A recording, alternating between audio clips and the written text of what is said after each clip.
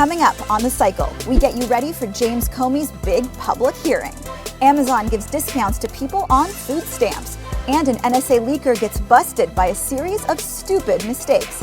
All that and more coming at you live right now.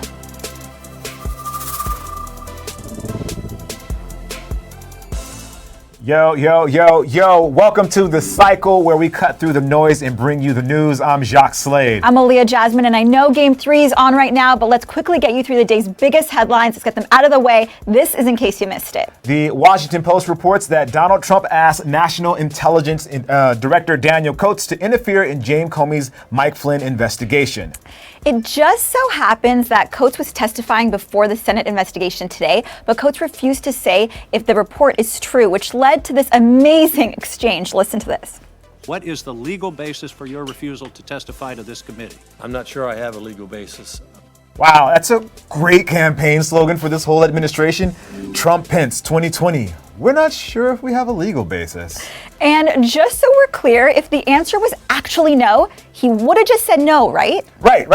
Maybe they're following the Dave Chappelle theory. 1, 2, 3, 4, feel. Okay, so next, James Comey released the opening statement that he will read at tomorrow's public hearing before Congress. Yeah, I was a bit surprised that it wasn't just lyrics to like Tay-Tay's Bad Blood or something. It could have been a good breakout song. And if you're interested in all that Comey kerfuffle, stick around because we've got something you will love coming up in the show. Yes, it's going to be really, really great, so stick around. Moving on, Trump picked Christopher Wray to be the new FBI director. Wray, a Washington-based lawyer, previously served in the George W. Bush Justice Department and even defended Chris Christie during the Bridgegate scandal.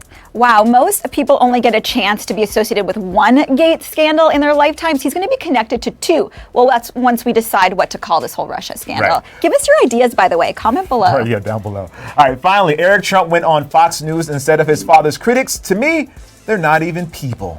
Yeah, to me, they're not even people. That's exactly what Donald said about Eric and Tiffany. Ooh. And that's in case you missed it. And now the stories that didn't get the attention they deserve because of Trump and Comey, it's below the fold.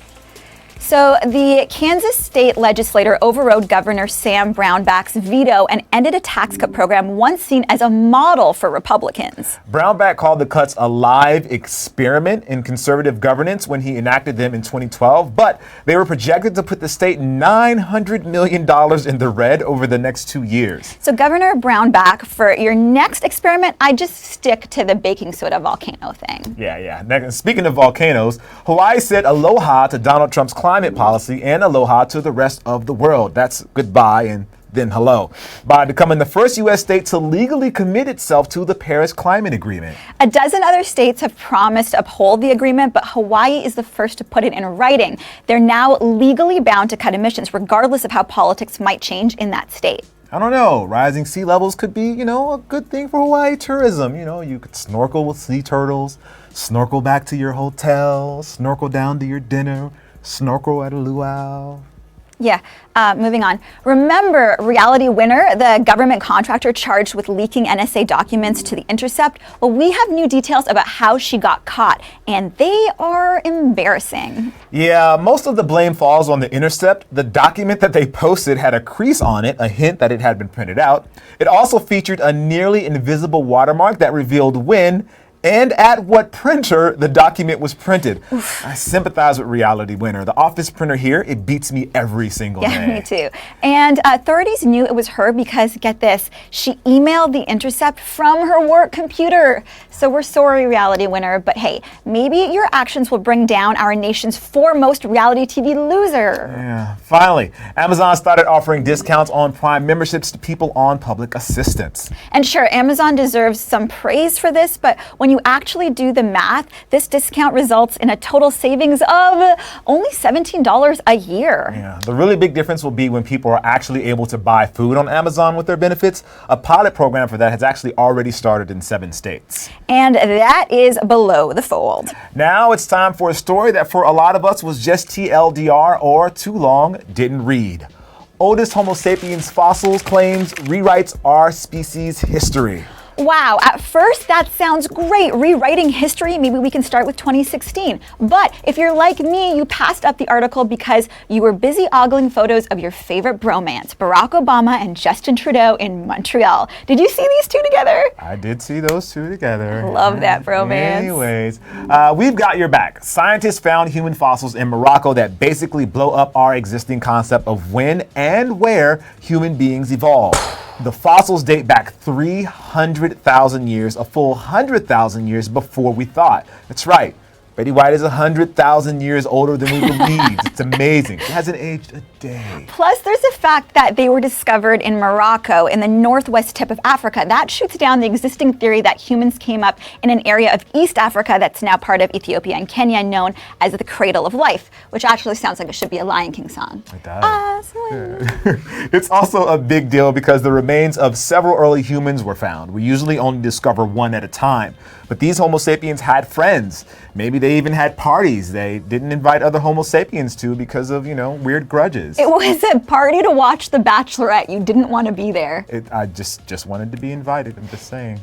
All right. Also, scientists found several blades made from flint rock. This all clearly shows those Homo sapiens had door-to-door knife salesmen, just like us. And right? that's TLDR. Maybe. Okay, so tomorrow's the day politics nerds everywhere have been waiting for. It's being called Washington Super Bowl. So former FBI Director James Comey will testify before Congress, which means it's time for us to assume our solemn duty and let the air out of the balloon. We don't like doing it, but we have to be a buzzkill. So if you believe the media's tone, the USA is on the brink of our own version of the Red Wedding.